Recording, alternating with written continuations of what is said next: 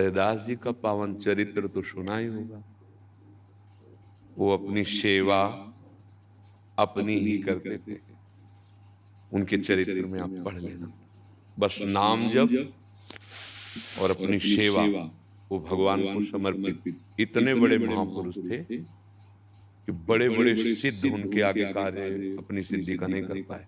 एक बार महामहिम श्री गोरखनाथ जी महाराज गए उनके यहाँ, बैठे तो उन्होंने स्वागत में वही कठौता जो रखे थे उसी का ऐसे जल तो खप्पर लंबा दिया। योगी थे गोरखनाथ, उसमें डाला।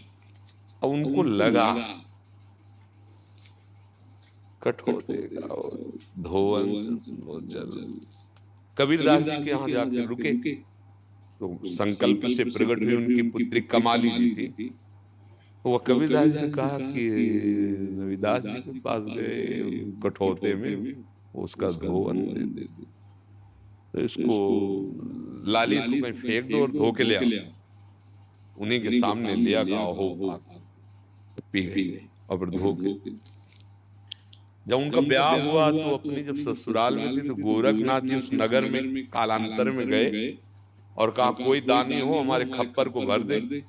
छोटा सा खप्पर, अब उसमें चाहे कुंतलों अनाज डाल दो भर ही नहीं सकता। सिद्ध योगी थे गोरखनाथ जी, तो सब चमत्कार से प्रभावित थे। उनके घर के जो परिवार के थे उन्होंने कहा कि ऐसा ऐसा, तो उन्होंने कहा अभी मैं जाती हूँ और एक मुट्ठी अनाज भी ऐसे डाल उफन गया खप्पर से। तो उनका तुम्हें सिद्धि कहां से प्राप्त हुई? बोले उसी कठौते के जल से, रविदास जी के रविदास जी के कठौते के जल से। हाँ, मन चंगा तो कठौती में अपना कर्म करके उन्होंने ऐसी महान स्थिति प्राप्त की कि उनके घर में ठाकुर जी विराजमान थे। जैसे घर में होते ना गोपाल जी ठाकुर जी, तो काशी के विद्वानों ने मना किया कि इनको पूजा का अधिकार नहीं। राजा के पास शिकायत पहुंची कि अगर ऐसे पूजा ये करेंगे तो अकाल पड़ जाएगा। अब राजा तो विद्वानों की सलाह मानता है। चरित्र में उनके लिखा हुआ है, भक्तमाल जी नामक एक पावन ग्रंथ है जिसमें भक्तों का पावन चरित्र है। तो राजा ने बुलवाया, उन्होंने कहा कि ये लोग शिकायत करते हैं कि आप, तो उनका ठाकुर जी से पूछ लो कि सेवा करवाना चाहते कि नहीं करवाना चाहते। बोले कैसे पता चलेगा? बोले दूर सिंहासन रख दो, वो वैदिक मंत्रों से बुलाएं और हम ऐसे बुलाएंगे जिनकी तरफ, अगर उनकी तरफ चले गए तो पूजा नहीं करवाना चाहते, हम गलत थे। अगर हमारी तरफ आ जाए तो लोगों को लगा कि भाई मूर्ति कैसे चलती है। लेकिन जो भावुक जन होते हैं उनको मूर्ति थोड़ी होती, उनको साक्षात भगवान नजर आते हैं। तो अब वो वैदिक मंत्रों से उन्होंने आह्वान किया भगवान, और ये आंसू भर कर भगवान को कि प्रभु यदि आप वास्तविक हमसे प्यार करते हैं तो आप आ जाइए। सिंहासन सहित आके छाती पे लग गए।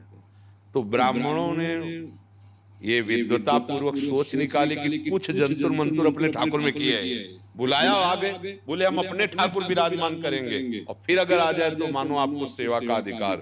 उनका ऐसा कर लीजिए, क्योंकि मूर्ति अलग हो सकती है, भाव थोड़ी अलग हो सकता है। जे भी भाव से पुकारा। हम ये बताना चाहते हैं कि आप जो भी कर्म कर रहे हैं अगर भगवान को समर्पित कर दें और नाम जप करें और किसी को दुख देने वाली बात ना हो, तो जो एक सिद्ध महापुरुष में विरक्त में होती वही गृहस्थ हो जाएगी। अब ये जरूर कठिन है कि गृहस्थ के कार्य करते हुए भगवान का नाम जप करना बहुत कठिन। हम मानते हैं एकांत में बैठकर नाम जपने में तो मन कितनी परेशानी करता है, फिर कार्य करते हुए मन से भगवान का नाम जप करना।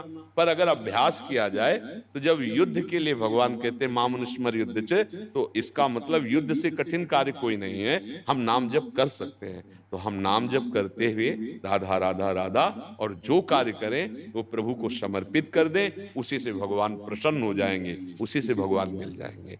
मुझे लगता है कि अगर आपके पास समय नहीं है तो आप मत पूजा में बैठिए, आपका वो कर्म ही पूजा हो जाएगा यदि भगवान के लिए किया जाए, क्योंकि सारी सृष्टि भगवान की है और